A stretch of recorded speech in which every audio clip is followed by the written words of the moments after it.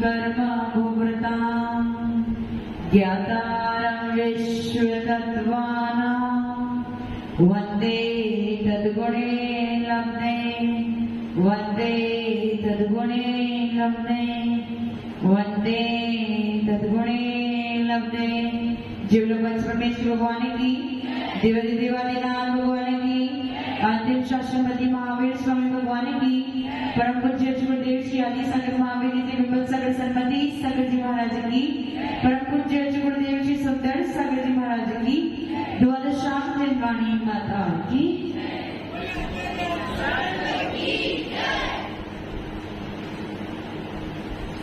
मोहिनी में दर्शन मोहिनी की चर्चा चल रही थी। मिथ्यात्व प्रकृति, मिथ्यात्व गुणस्थान, मिश्र प्रकृति, मिश्र गुणस्थान, सम्यक प्रकृति, चौथे से लेके 7वां गुणस्थान, और चौथे से लेके 7वें गुणस्थान में सम्यक प्रकृति का उदय हो भी सकता है अथवा नहीं भी हो सकता है। परंतु अगर सम्यक प्रकृति का उदय है तो जीव कौन से गुणस्थान में होगा? चौथे से लेके 7वें गुणस्थान में। इतनी बात क्लियर हुई थी। अगाध दोष यानी शांति देने वाले शांतिनाथ, और उपसर्ग दूर करने वाले पार्श्वनाथ। अब मैंने मल दोष में आपको ये बताया था, क्या बताया था?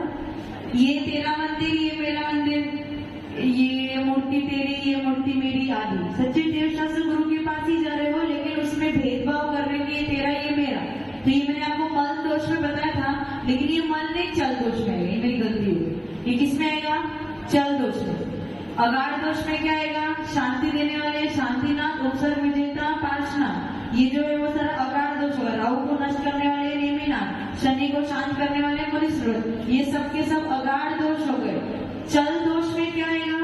चल दोष में आएगा ये मूर्ति, धीरे धीरे बोलिए। अगाध दोष में क्या आया था? शांति कौन करेगा, उपसर्ग कौन डालेगा, ये समझ में आ गया अगाध दोष। अब मैंने आपको मल दोष के लिए कुछ और बताया था, चल दोष के लिए और बताया था, अब उसको करेक्ट कर लो। चल दोष में आएगा ये मंदिर मेरा, ये मंदिर तेरा, ये मूर्ति मेरी, ये मूर्ति तेरी। ये जो है वो चल दोष में आएगा। मल दोष में समझ में है? राजू जी करेक्शन कर लिया, सबने कर लिया। चल दोष में आएगा पक्षपात करने वाला कि ये तेरा ये मेरा, ये जो भाव उत्पन्न हो रहे हैं वो चल दोष में। और मल दोष में जो अपना कथन चल रहा था अभी से, वो 8 अंग वाले 8 दोष, आगे बता रही हूँ, 8 दोष, 8 मद दोष 16 हो गए, प्लस 6 अनायतन, कितने हो गए? 22, और 3 मूर्ता, ये 25 मल दोष लगते हैं। लिख लो, एक बार लिख लो। शंका आदि 8 दोष, 25 दोष में क्या आएंगे? शंका आदि 8 दोष, 8 मद, 6 अनायतन,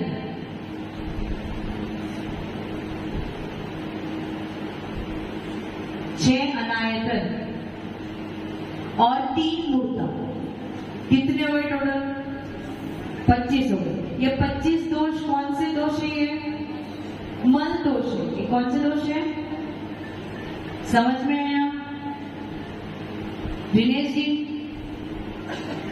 माइक देना, दिनेश जी के पास बेटा माइक ले।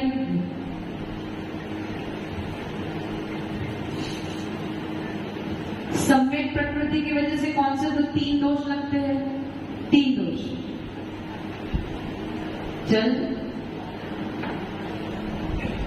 चल चल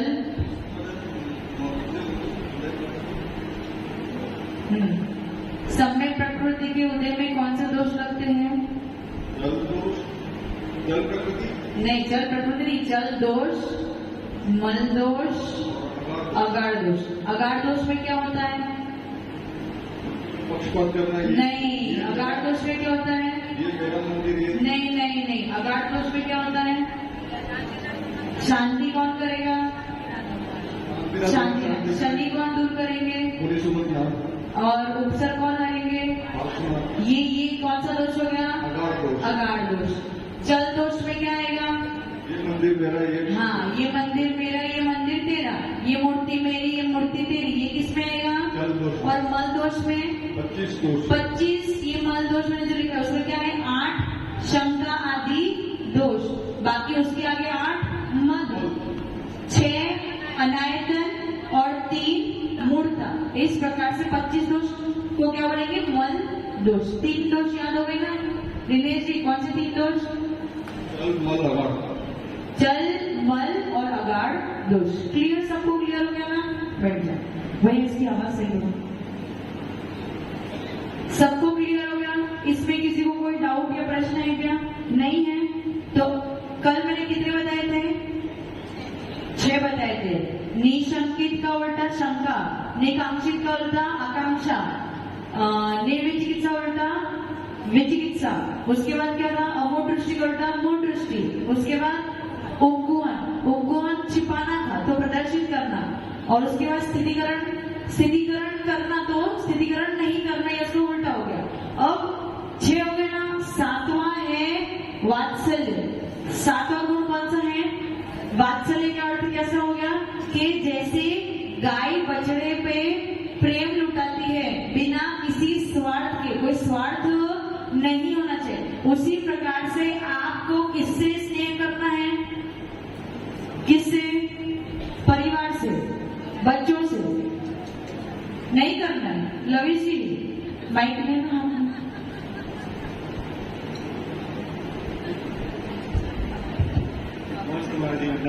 नहीं करना है तो परिवार से नहीं करना है।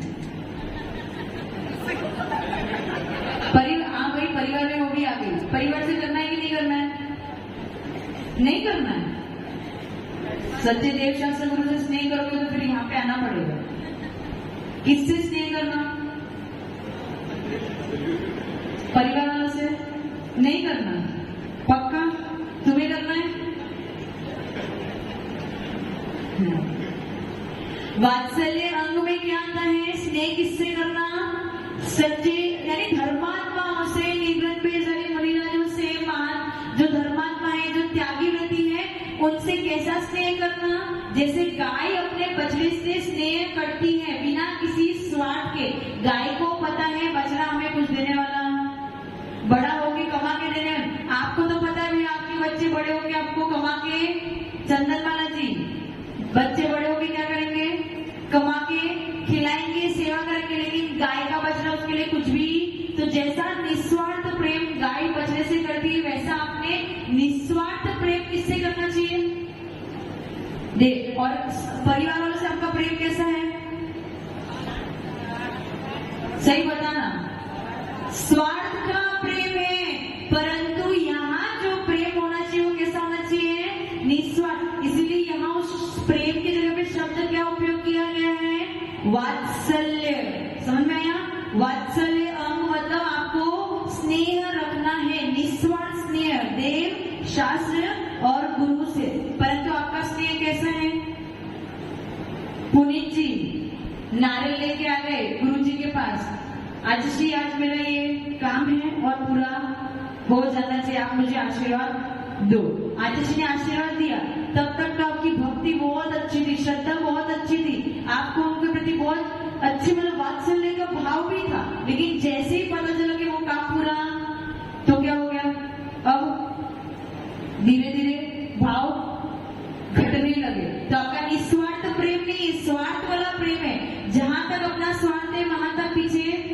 राजू जी कैसा? कोई काम पूरा कराना है, आपको पता है साधु ही करा सकते, तो तब तक उनके पीछे।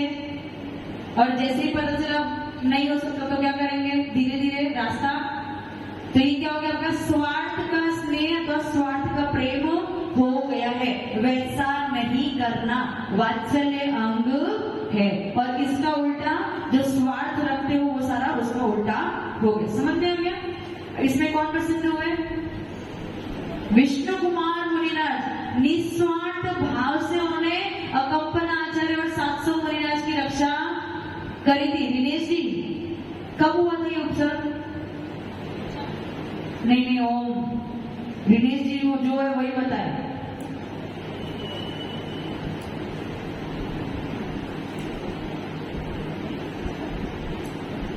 क्या उपसर्ग कब हुआ था? 700 मुनिराज और अकंपना आचार्य पे उपसर्ग हुआ था और उसका निवारण किसने किया था? विष्णु कुमार मुनिराज ने। तो कब हुआ था उपसर्ग? कोई नहीं बोलना। दिनेश जी 3-4 प्रवचन सुन लिए अभी अभी, बिल्कुल रिसेंट। क्या किससे राखी बनवाई आपने? साधना की जिंदगी बहन से बनवाई। राखी किसका पर्व है? माइक तो ले लो। राखी किसका पर्व है? रक्षाबंधन। किसका रक्षा बहन भाई की प्रेम। अच्छा, भाई बहन की और बहन भाई की रक्षा करें। आप प्रवचन में नहीं है? मेरे को तो याद है आप आए थे। सही कह रहे? हाँ, आज YouTube पे वो दिव्य त्रिपदी चैनल पे जाके प्रवचन सुनना, रक्षाबंधन वाला, आचशी वाला। आपका सुनने में कभी समझ में आ जाएगा। रक्षाबंधन पे जो प्रवचन किया था उसमें क्या बोला था आचशी ने? अकंपना आचार्य आदि 700 मुनिराज पे उपसर्ग हुआ था और उसका निवारण विष्णु कुमार मुनिराज ने निस्वार्थ भाव से किया था। कोई संबंध नहीं था। विष्णु कुमार मुनिराज कहीं और थे और ये 700 मुनिराज हस्तिनापुर में विराजमान थे, उन पे उपसर्ग हुआ। जैसे विष्णु कुमार मुनिराज को पता चला वो तुरंत आए और उन्होंने उपसर्ग का निवारण, जबकि कुछ मिलने वाला नहीं था, फिर भी उपसर्ग का नहीं, तो उन्होंने वात्सल्य भावना रखी किसकी तरफ? 700 मुनिराज और कल्पना जी 700 मुनिराज पे भावना रखी और उन्होंने उपसर्ग दूर किया। और जिस दिन उपसर्ग दूर किया उसी दिन को रक्षाबंधन पर्व कहते हैं। त्योहार किसका है? जैन धर्म रक्षा करने का। किसकी रक्षा करने का? साधुओं की रक्षा करने का, धर्म की रक्षा करने का त्योहार है। समझ में आ गया? इसलिए वात्सल्य अंग में कौन प्रसिद्ध हुआ? विष्णु कुमार मुनिराज प्रसिद्ध हुए। उसके बाद लास्ट है प्रभावना। प्रभावना का अर्थ क्या है? धर्म की प्रभावना करना, बड़े बड़े विधान करना, बड़े बड़े अनुष्ठान करना, प्रभात फेरी आदि निकालना, बड़ी बड़ी रथ यात्रा निकालना। उससे क्या होगा? अपने जैन धर्म के लोग तो जानेंगे कि जैन धर्म कितना उज्जवल है। उसके अलावा और जो अन्य धर्मात्मा है वो लोग भी जानेंगे कि जैन धर्म कितना बड़ा है। समझ में है? तो ये क्या हो गया आपका? प्रभावना अंग। और इसका उल्टा अप्रभावना। यदि आपके लिमिट से जैन धर्म की अप्रभावना होती तो वो अप्रभावना कहलाएगी। समझ में आ गया? और इस अप्रभावना अंग में रानी वज्र कुमार मुनिराज में एक और रानी है, उसने रथ यात्रा में चलाया था। उर्मिला, रानी उर्मिला प्रसिद्ध हुई। पूरी कहानी बहुत बड़ी है, मैं उसमें सुना नहीं रही हूँ, परंतु उर्मिला रानी प्रसिद्ध हुई। कुछ रथ यात्रा को किसी राजा ने रोक दिया था तो उसने कुछ षड्यंत्र रच के अपने जो जैन धर्म की रथ यात्रा थी उसको प्रथम चलाया। तो उस प्रकार से उसने प्रभावना करी थी। किसकी? जैन धर्म की प्रभावना करी थी। समझ में आ गया? तो क्या अब वो रानी उर्मिला का बता दिया, वो काफी। रानी उर्मिला प्रसिद्ध हुई, ठीक है। वो कुछ रथ यात्रा में किसी ने विघ्न डाला था, उसकी सौतन ने विघ्न डाला था, तो उसने राजा से बात करके सर्वप्रथम जैन धर्म की रथ यात्रा निकाली। उसके बाद दूसरे संप्रदाय की रथ यात्रा निकली तो उसने अपना जैन धर्म का डंका बजाया, इसलिए अपने जैन धर्म की प्रभावना करी तो वो उसके प्रसिद्ध। तो ये प्रभावना हो गया, उसका उल्टा अप्रभावना। ये 8 अंग और 8 उसके उल्टे दोष हो गए। अब 8 दोष के बाद 8 मद। 8 मद, मद यानी घमंड। मद यानी घमंड। घमंड 8 प्रकार के होते हैं। कौन से? ज्ञान मद,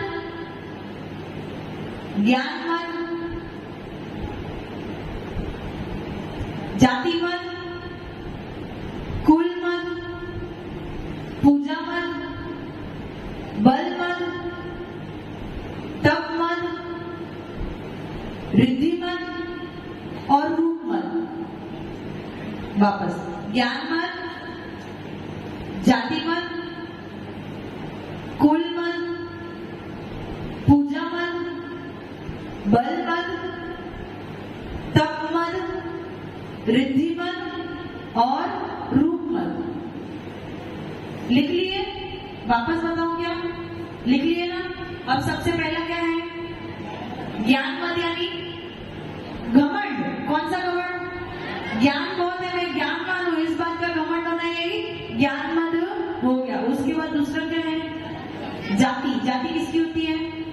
माता के पक्ष को जाति कहते हैं। तो मेरा माता का पक्ष बहुत अच्छा है, बहुत बड़ा घराना है, आदि आदि, ये क्या हो गया आपका? जाति का मत। कुल किसका होता है? पिता का पक्ष कुल होता है। मेरे पिता का जो पक्ष है वो बहुत बड़ा है, बहुत बड़ा घराना है, आदि आदि, जो हो गया वो आपका कुल मत हो गया। उसके बाद चौथा क्या था? पूजा यानी पूजा प्रतिष्ठा बहुत है, मेरे को लोग बहुत मानते हैं, बहुत पूछते हैं, तो ये सब क्या हो गया आपका? पूजा मत। फिर पांचवा क्या है? बल। बल यानी बहुत स्ट्रांग हूं, मेरे में बहुत शक्ति है, किसी को भी शरीर मत या बल मत, दोनों एक ही है। बल या शरीर लिखो, शरीर से बहुत स्ट्रांग हो, किसी को भी हरा सकता हो, कोई भी काम कर सकता हो, तो ये घमंड क्या हो जाएगा आपका? बल मत। उसके बाद क्या है? तप यानी बहुत बड़ा तपस्वी हूँ, मैं खूब अच्छी तपस्या कर सकता हूँ, कभी कोई विघ्न को उपसर्ग नहीं आता, आदि आदि, ये सब आपका तप मत हो गया। होता है ना, मैं बहुत एकासन करती हूँ, मैं बहुत उपवास करती हूँ, ये करती हूँ, इससे क्या कुछ भी नहीं होता है, ये सब क्या हो गया आपका? तप मत हो गया। उसके बाद क्या है? रिद्धि। बहुत रिद्धियां है, मैं रिद्धि संपन्न हूँ, आदि, ये सब रिद्धि मत हो गया। और आठवां क्या है? रूप यानी सुंदरता, बहुत सुंदर हूँ, मेरे जैसे सुंदर और कोई भी नहीं, ये सब सुंदर मत हो गया। तो ऐसे घमंड या ऐसे मत सभ्य दृष्टि जीव को नहीं करना चाहिए। यदि ऐसा घमंड आपके अंदर में आ रहा है तो क्या सोचना? राजू जी क्या सोचोगे? माइक ले लो। यदि ऐसी भावना आपके मन में आई कि मैं बहुत अच्छा बोलता हूँ, मैं बहुत अच्छा एंकर हूँ, मेरी बातों को लोग मानते हैं, सुनते हैं, तो मन में क्या सोचोगे? और तो गुजरे होना है, इनसे सम्यक तो उत्पन्न नहीं होगा। नहीं, सम्यक तो उत्पन्न हो गया, ये तो दोष लग रहे हैं ना आपके सम्यक दर्शन में, दोष लग रहे हैं, तो आप क्या विचार करोगे? सम्यक तो उत्पन्न हो गया है, यहाँ पे बात किसी चल रही है? सम्यक प्रकृति की बात चल रही है। सम्यक प्रकृति किसको खराब करेगी? सम्यक दर्शन को खराब करेगी। इसलिए आपके पास सम्यक दर्शन तो है, लेकिन यदि ऐसे मत के भाव आते हैं तो फिर क्या होगा? आप क्या विचार करोगे? मैं बहुत फेमस हो गया। वो तो मैं आपको कह रही हूँ, बहुत फेमस हो गए। तो अब जैसे आपको लग रहा है कि मैं बहुत घमंडी बन रहा हूँ, तो आप क्या विचार करोगे? ये घमंड कहाँ से आ रहा है? घमंड और मत एक ही है, कहाँ से आ रहा है? रिद्धि मत। कौन आपको करा रहा है?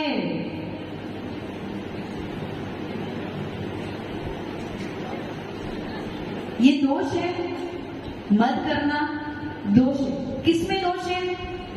सम्यक दर्शन में दोष है। कौन लगा रहा है? सम्यक प्रकृति। हाँ, जब भी अब आपके मन में ये भाव, जैसे घमंड आदि या मान आदि या मद आदि का भाव आए, तो उसमें क्या विचार करना? सम्यक प्रकृति मेरे सम्यक दर्शन में दोष उत्पन्न कर रही है, तो मुझे ये ऐसा घमंड नहीं करना है, मद ऐसा नहीं करना, क्योंकि हम कुछ भी नहीं है, बिल्कुल तुच्छ है। समझ में आ रहा है? समझ में आ रहा है? दिनेश जी बैठे बैठे ही बताना, बंगला कितना बड़ा है आपका? घर कितना बड़ा है? माइंड से बैठे बैठे बताओ। 35/40। कितने फ्लोर है? 3 फ्लोर है। सबसे बड़ा है? सबसे बड़ा नहीं, तो भी थोड़ा सा तो कि हाँ मेरा घर बहुत बड़ा, हाँ इनसे बड़ा है, तो ऐसा अंदर मन में से मान वाला भाव आता तो होगा कभी कभार कि ऐसा घर मैंने बनाया है। मेरे से बड़ा नहीं, 35-40 बता रहा, मेरा 55-40।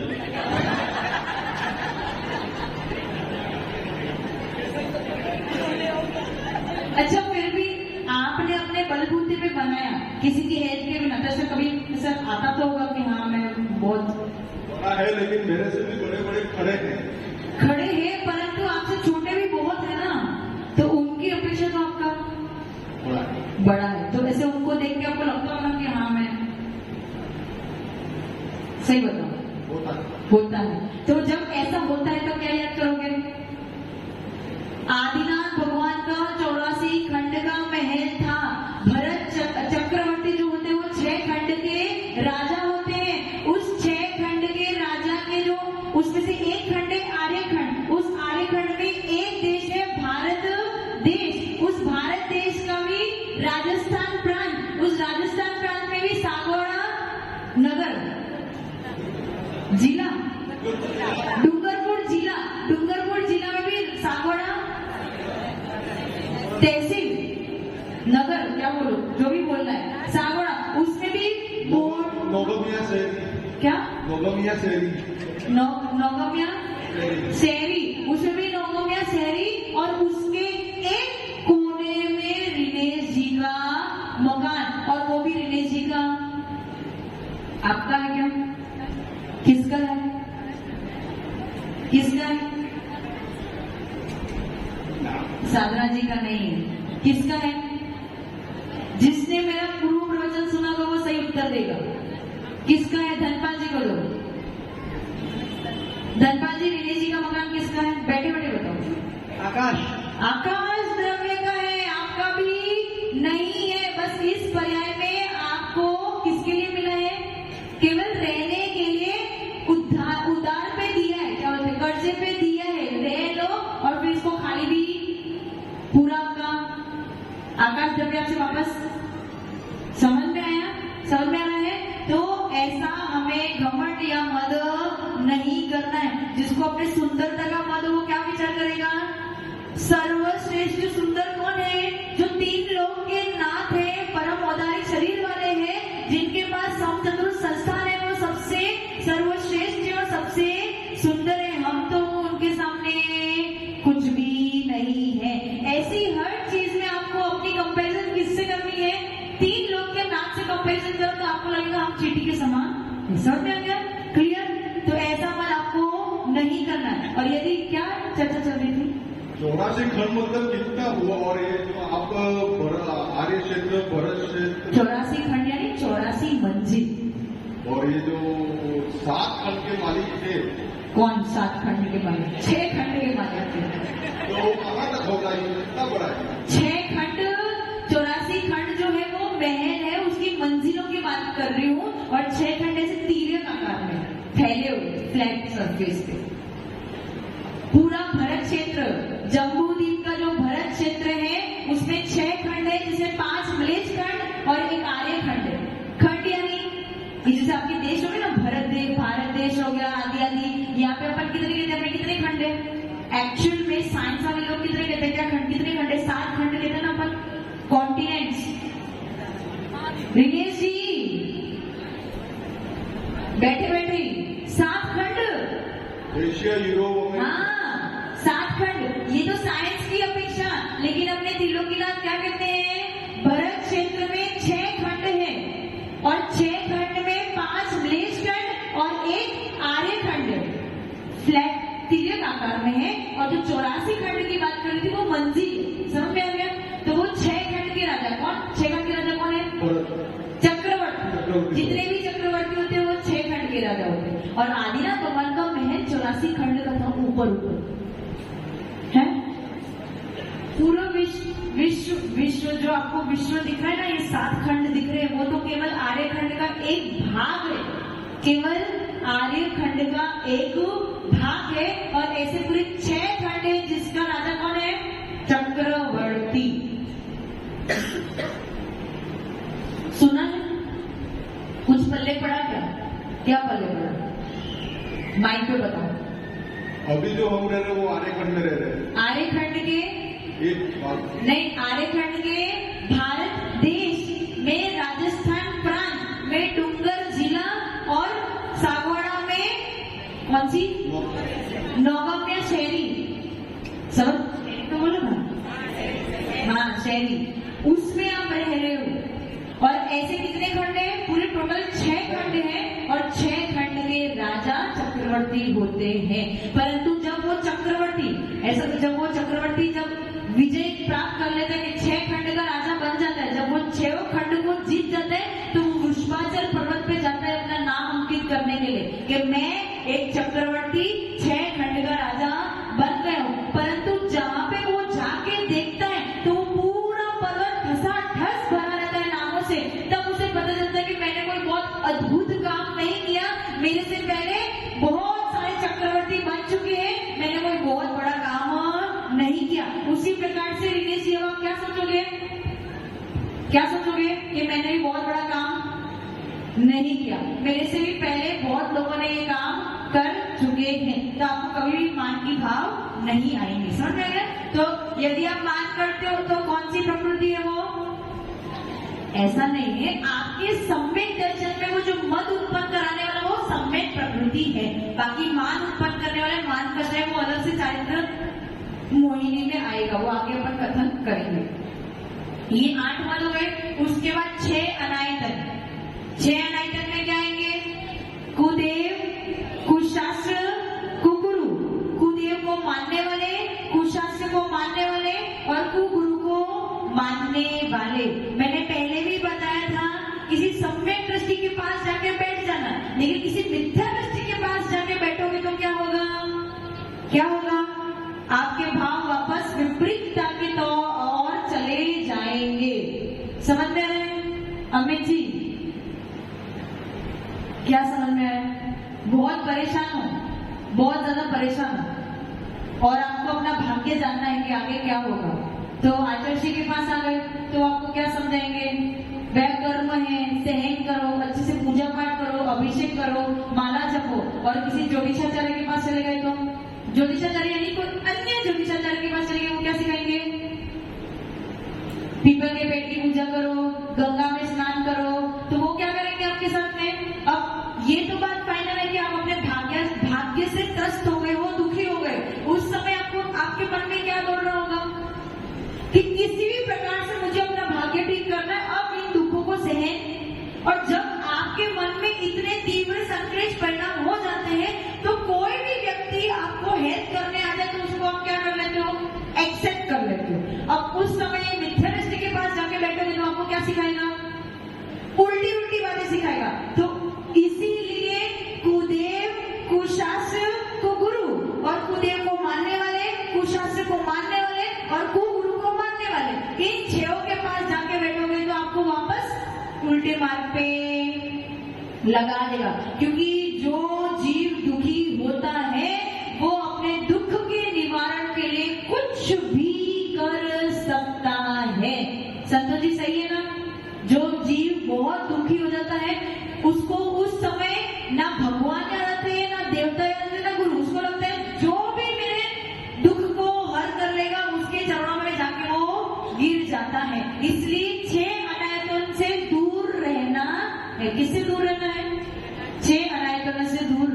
अभी आप चले भी जाओगे ना, अभी आपको कोई दुख नहीं राजू जी, यदि अभी आप शांत हो, अभी हमने आपको मिथ्यात्व, सम्यक दर्शन आदि सब अपने दिमाग में भर के रखा है, हमने आपको भर के रखा है। तो अभी किसी और के पास चले भी जाओगे तो उसकी बातें आप पे इतनी असर नहीं करेगी, क्योंकि अभी क्या आपकी बाल्टी हमसे भर चुकी है। परंतु जब दुख के दिन आएंगे, जब घोर संकलेशता में होंगे, तो ना माता जी की बात भी याद नहीं आएगी और महाराज जी की बात भी याद नहीं आएगी। तब क्या याद आएगा? बस इस दुख का हल करना है, किसी भी प्रकार से करना पड़े पर करना है। समझ गया? इसलिए 6 अनायतन के पास नहीं जाना है। मनोहर जी कुछ कह रहे थे?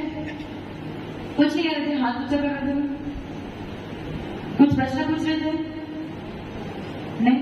किसी और को प्रश्न पूछना है? हाँ पंकज जी।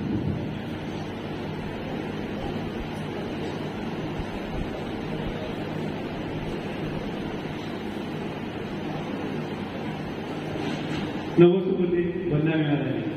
मेरा प्रश्न तो चक्रवर्ती से ही संबंधित है। जैसे भरत चक्रवर्ती ने 6 खंड का जीत दिया, उसके बाद वृषभाचल पर्वत पर जाने का नाम लिखा, उसके बाद 11 चक्रवर्ती और हुए, भगवा, सुबोध चक्रवर्ती और सभी, क्या उन्होंने भी अपना नाम? जी, सब चक्रवर्ती के लिए नियम ही होता है कि वो वृषभाचल पर्वत पे जाए, पूरा वृषभाचल पर्वत भरा रहेगा, उसमें से एक नाम को हटाए और अपना नाम अंकित करे। तो बाकी चक्रवर्तियों ने भी मिटा करके नाम लिखा होगा। हाँ, सबने, परंतु वो पूरा का पूरा पर्वत भरा रहता है, उसमें से केवल एक नाम को हटाता है और अपना नाम अंकित करता है। ऐसे है। हाँ, 1000 योजन ऊंचा है, उसकी चौड़ाई तो मुझे याद नहीं है, परंतु 1000 योजन ऊंचा है। समझ में आया? समझ में आया? हाँ। अब कितने दोष हो गए अपने? रानी जी को चर्चा कर रहे थे दिनेश जी से, है? मूर्ता, 3 मूर्ता, 3 मूर्ता है, देव मूर्ता, लोक मूर्ता और पाखंड मूर्ता। देव मूर्ता में देव कौन है इसको मानने में जो मूर्खता करता है वो देव मूर्ता हो गई। देव मूर्ता में क्या होगा? एक बहुत ही अच्छा उदाहरण दिया है शास्त्र में देव मूर्ता के लिए कि रावण अर्धचक्री था, उसने राम और लक्ष्मण को मारने के लिए विद्याएं सिद्ध करी थी। क्या करा था? विद्या। विद्या यानी देवी देवताओं को सिद्ध किया था, जिसके बल पे वो वैसी विक्रिया करके किसी सामने वाले पे प्रहार कर सकता है। किसने सिद्ध किया था? रावण ने। किसको मारने के लिए? राम और लक्ष्मण को मारने के लिए रावण ने विद्याएं सिद्ध कर दी, यानी देवी देवताओं को सिद्ध किया था। परंतु क्या रावण राम और लक्ष्मण को मार पाया क्या? मतलब उसके साथ किसका बल था? विद्याओं का बल, देवी देवता का बल था, परंतु फिर भी राम और लक्ष्मण का पुण्य इतना प्रबल था कि वो विद्याएं भी उसके सामने फेल हो गई। समझ में आ रहा है मैं क्या कहना चाह रही हूँ? समझ में आ रहा है ना? तो जो हम कहते हैं ना कि विद्या आदि सिद्ध कर लिया, देवी देवता आदि, ये सब देव है, मतलब हमारे लिए पूजनीय पूजनीय सम्मान के पात्र हो सकते हैं, पर पूजनीय नहीं है। और राम और लक्ष्मण ने युद्ध किस बल पे जीता? सम्यक दर्शन के बल पे युद्ध जीता। सामने है विद्याएं, यानी रावण के पास है विद्याएं और उनके पास क्या है? केवल सम्यक दर्शन, और इसके बल पे सम्यक दर्शन की जीत हुई और विद्याओं की क्या हुई? हार हुई। हाँ, मनोहर जी। माता जी नमस्ते गुरुदेव, वंदना माता जी। मेरा एक प्रश्न है, दशहरे पर रावण को जलाया जाता है, तो क्या रावण को जलाने का देखना अच्छा है या बुरा है? वो तो आपके नजरिए पे डिपेंड करता है। नजरिए पर तो डिपेंड करता है, लेकिन वो देव की पहले तो देव तो है ही नहीं वो, एक बात, पहली बात। और रावण ने, मैंने पहले भी बताया था, उसने केवल एक गलती करी थी। कौन सी गलती? सीता का हरण किया था। हरण करने के बाद उसने मान कसाई किया, उसकी वजह से वो प्रसिद्ध हो गया और उसकी वो युद्ध हुआ और फिर वो हार गया। और तब से सबने रावण को क्या कर दिया? दुष्ट दुष्ट दुष्ट करके उसके पुतला जलाना शुरू कर दिया। परंतु क्या ये सही है? रावण एक समय में सम्यक दृष्टि भी था। रावण 6 खंड में से 3 खंड का राजा था। रावण क्या था? 3 खंड का राजा था और वो विद्याधर था, विद्याओं का स्वामी था। तो ऐसे व्यक्ति को आप दुष्ट कह सकते हो क्या? केवल जीवन में एक गलती करने पे वो दुष्ट हो जाता है क्या? नहीं होता। उसका पुतला जलाना गलत है, उसकी पर्याय खराब हो सकती है, लेकिन वो जीव तत्व खराब नहीं है। पुतला जलाओगे, हिंसा करते हो, रात में पुतला जलता है, इतना बड़ा पुतला जलाते हो। अपने धर्म में तो यदि आप साड़ी पे, यदि साड़ी अथवा कपड़े अथवा आपकी जो बेडशीट है या तकिए का कवर है, उस पे यदि कोई एनिमल का चित्र भी बनाया हुआ हो तो उस पे आप बैठ भी नहीं सकते, सो भी नहीं सकते। ऐसी साड़ी, ऐसे कपड़े आप पहन भी नहीं सकते। क्यों नहीं पहन सकते? क्योंकि कहीं ना कहीं जब आप कपड़ों को धोगे, निचोड़ोगे, तो आपके मन में वो भाव आ जाएगा कि हम क्या कर रहे हैं? क्या कर रहे हैं? सर, बच्चों को वो खिलाते ना, वो छोटे छोटे चॉकलेट्स आती है अथवा वो कुरकुरे जो जिसमें वो शेप आते हैं एलिफेंट के या एनिमल्स के शेप आते हैं, तब वो बच्चे खाते खाते क्या सोचते हम उनका मुंह खा रहे, कान खा रहे, ये खा, तो ये आपके हिंसा के भाव हो गए, ये हमारे लिए करने योग्य नहीं है। इसलिए आप जब पुतला बना रहे हो और पुतले को जला रहे हो, मतलब आपने रावण को नहीं मारा, लेकिन आपने मन में हिंसा कर दी। और यदि आप उसे देखने जा रहे हो और खुशी मना रहे हो तो आपको पाप का बंध होगा। परंतु जो व्यक्ति ये सोच के जाना है कि रावण के एक गलती पे आज पूरी दुनिया उस पे थू थू कर रही है, और यदि मैं इतनी गलती करूंगा तो मेरे साथ क्या होगा, यदि उसको देख के आपके अंदर में वैराग्य के भावना आते हैं तो फिर वो आपका पाप बंध का कारण नहीं बनेगा। सब कुछ आपके नजरिए पे डिपेंड करता है कि आप किस नजर से उसे देख रहे हो। समझ में है अमित जी? कुछ शंका लग रही है आपको?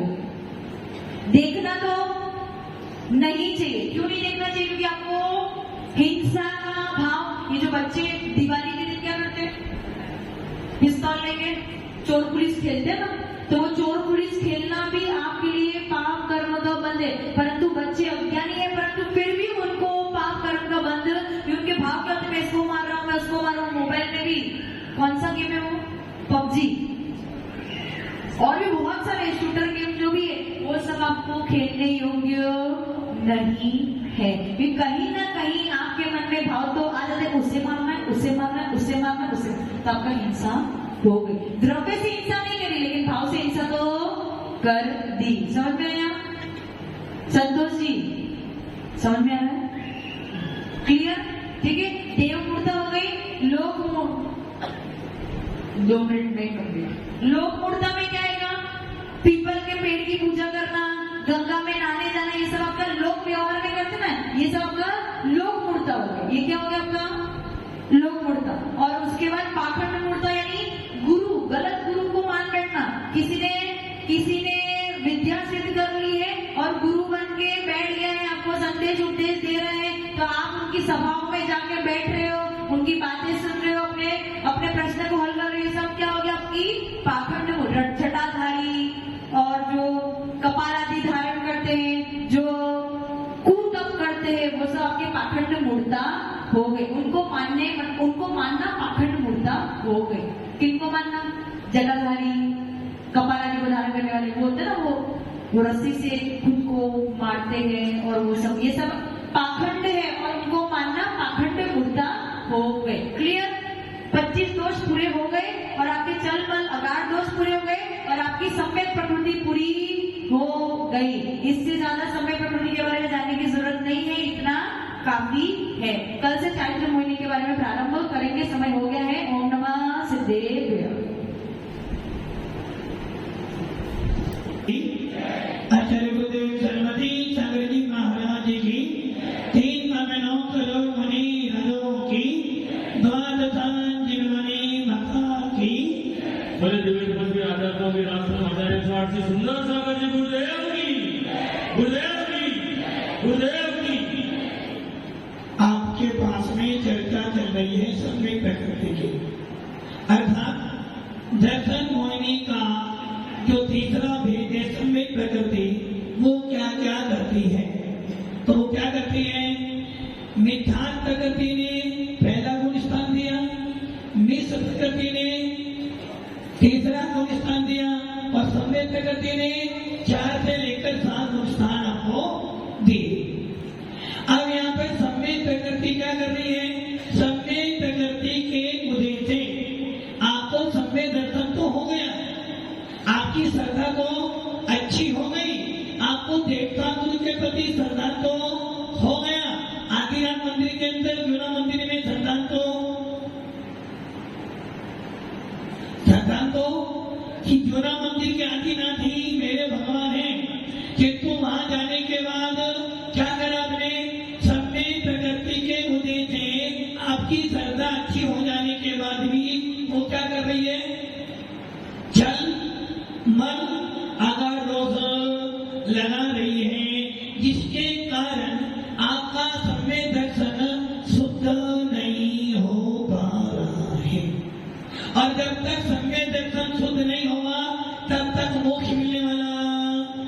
इसलिए क्या करना है? हमें सम्यक प्रकृति को भी विनाश करना है।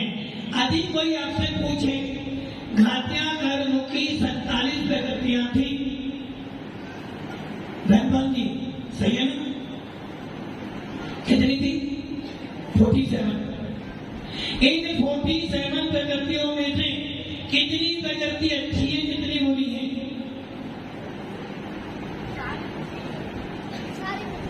सारी कैसे बुरी हो सकती? अमित जी, सम्यक प्रकृति के उदय से आपको सम्यक दर्शन मिल रहा, वो पूरी नष्ट हो जाएगी। मिथ्यार्थ कर्म के उदय से आपको मिथ्यार्थ मिला, मिथ्यार्थ कर्म के उदय से आपका मोक्ष मार्ग खराब हुआ। मिश्र प्रकृति के उदय से आपकी श्रद्धा मिली जुली हो रही है, किंतु सम्यक प्रकृति के उदय से आपकी श्रद्धा मर जाऊंगा किंतु जिन शासन को नहीं छोड़ूंगा। तो बताओ अच्छी है बुरी? हाँ संतोष जी, सोफे पर बैठ के बताना, सम्यक प्रकृति अच्छी है बुरी? बुरी भी और अच्छी भी है। हाँ पुनित जी,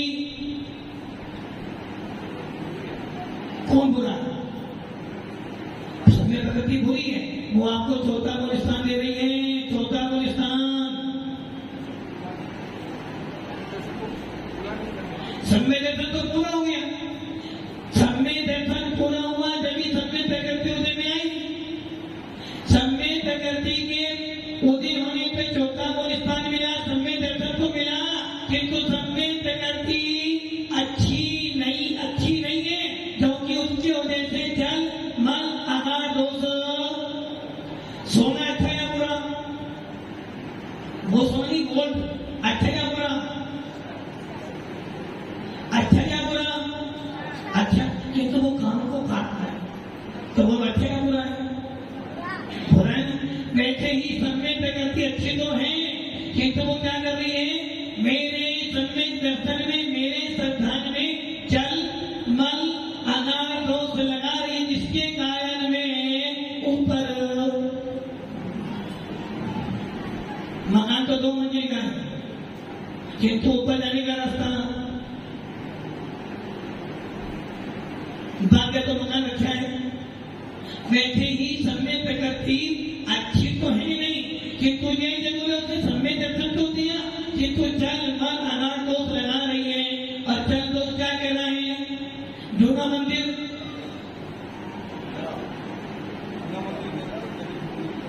जूना मंदिर आपका, गांधी मंदिर अमित जी का, असंतो जी आपका कौन सा मंदिर? गांधी। दोनों का एक ही मंदिर है, मकान तो दोनों के अलग अलग है ना? मकान तो अलग है, रजिस्ट्रेशन तो अलग है ना? तो मकान दोनों के अलग है, मंदिर दोनों का कौन सा मंदिर? गांधीयों का मंदिर, तो गांधी जी ने बनाया था।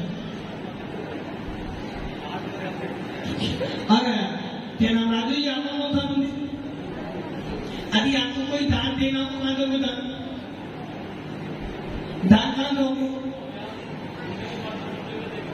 क्या कह? पहले यदि चंदा प्रभु मंदिर से थोड़ा बहुत बचा लोगे तो लोगों से सबसे पहले चंदा। यदि मान लो आपके घर में कोई कार्यक्रम है, आपको दान निकालना है, तो सबसे पहले कौन से मंदिर में दोगे? अब खा तो यहाँ की रहे हो, दान मांग रहे हो।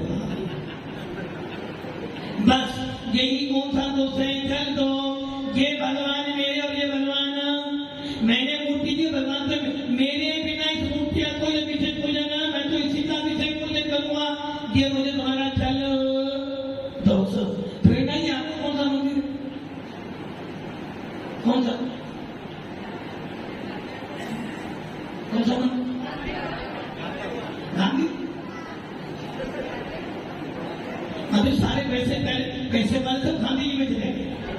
हाँ ना भाई, गांधी ना बैठा हुआ है, गांधी भी कहती कि आपको कौन सा मंदिर है? जूना मंदिर गांधीयों का नहीं, ये तो तुम गलत कर रहे हो। सभी मंदिर तुम्हारे हैं, सही सही बोलना। कौन सा मंदिर है?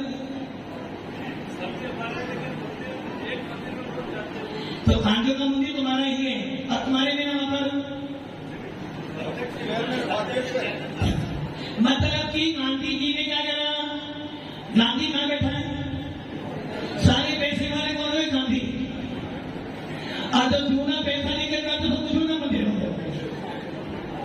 तो आप ये सोच लो, ये मंदिर मेरा है, ये मंदिर तेरा है, ये भगवान मेरे, ये भगवान थे, ये मूर्ति मैंने दी तो मेरे हैं, मेरे अलावा कोई नहीं। क्योंकि चल दोस्त, आकाश दोस्त, शांतिनाथ शांति करते हैं, शनि की बाधा दूर करने वाला भी कोई भगवान है तो वो सुभद्रनाथ भगवान की। ये हो गया आपका आगाढ़ दोष। अरमान दोष क्या कर रहा है, आपके समय दर्शन में 25 दोष लगा रहा है, जिनकी चर्चा आप अभी सुन रहे थे। 8 शंका आदि 8 दोष, 8 मत, 6 अनायतन और 3 मूर्ता। अच्छा आप ये सोचो, जब कभी दिनेश जी जब आप चलते हो सबसे पहले कौन सा पैर उठाते हो, कौन सा, सीधा पैर, उल्टा पैर उठाते हो, क्यों? अच्छा पहला सबसे पहले सीधा ही पैर को उठाते हो, सोचो। बाकी साहब जब जाओगे सबसे पहले कौन सा पैर उठाओगे,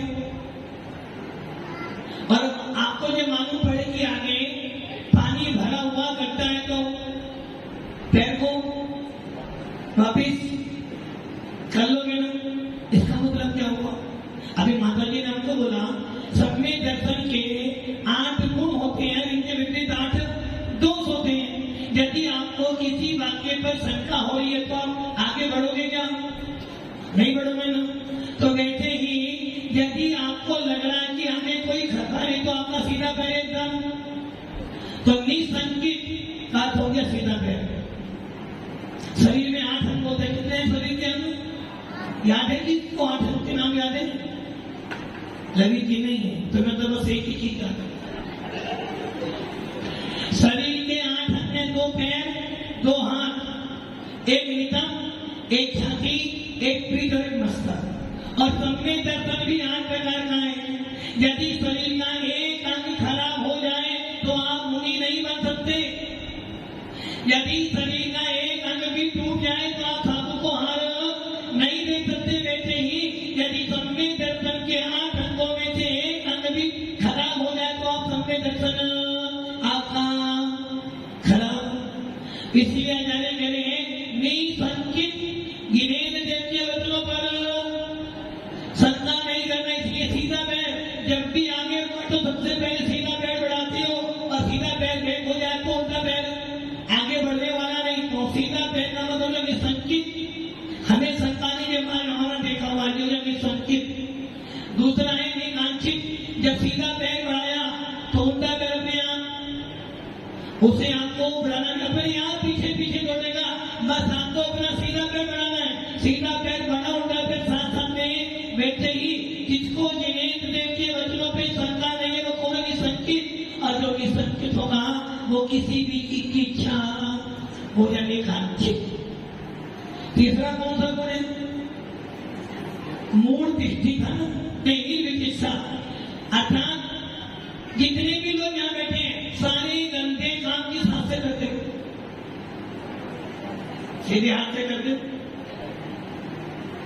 अमित जी ये गलती नहीं हुई, सारे गंदे काम किससे करते हो, इससे करते हो। फिर ये कौन हो गया अपना निर्विचिकित्सा। अब आता है अमूल दृष्टि, अर्थात मूर्खता, मिथ्यात्व को नदी में कूद जाना, पैकुल मिलेगा, गंगा में नहाने से सारे पाप, बालू का रेत बनाना। अमूल दृष्टि के लिए है अपनी पीठ, ध्यान रखें ये पाप का काम, वहां से अपना मुख कि कितने 4 हो गए, 5वां कौन सा भुवन। अच्छा जब आप मैंने शरीर के 8 बताए थे, 4 अंगों में नीता मतलब नाभि से नीचे का हिस्सा, वो नीता में हर व्यक्ति क्या करता है, अपने नितंब को ढककर बैठता है। इसका मतलब क्या हुआ? इसका मतलब क्या हुआ? दूसरों के दोषों को प्रकाशित, जिस प्रकार अपने शरीर का नितंब नाभि के नीचे के हिस्से को ढककर रखते, वैसे ही दूसरों के गुणों को तो प्रकाशित करना और दूसरों के गुणों को ढक के रखना, ये आपको आपका शरीर उपदेश दे रहा है। आप कौन सा बता इसी से करें। जब कोई व्यक्ति घर होता, आजा मेरे पास बैठ जा, तो आपका उल्टा हाथ स्थितिकरण करता है। अब उसके बाद एक सातवां है वात्सल्य। वात्सल्य कैसे होता है? ये हो गया सातवां, आप हृदय है। और आठवां है प्रभावना। प्रभावना कहां से करोगे? पहले मसन में सोचोगे तो ये हो गया प्रभावना। आपके शरीर के 8 अंग और आपके सन्मय दर्शन के 8 अंग आपको ये कह रहे हैं।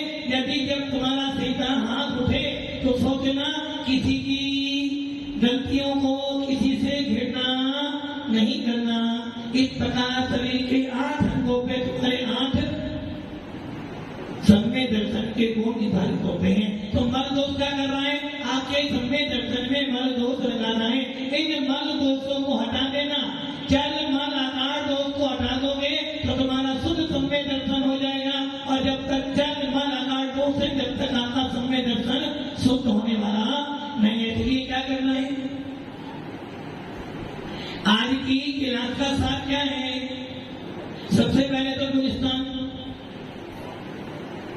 बदलना है। किनको?